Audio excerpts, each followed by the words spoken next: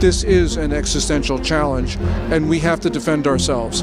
Inside Communist China's assault on the free world. China is intentionally killing tens of thousands of Americans each year with fentanyl.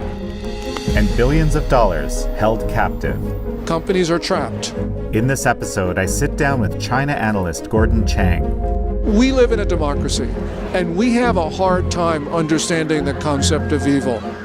This is American Thought Leaders, and I'm Jan Jekiel.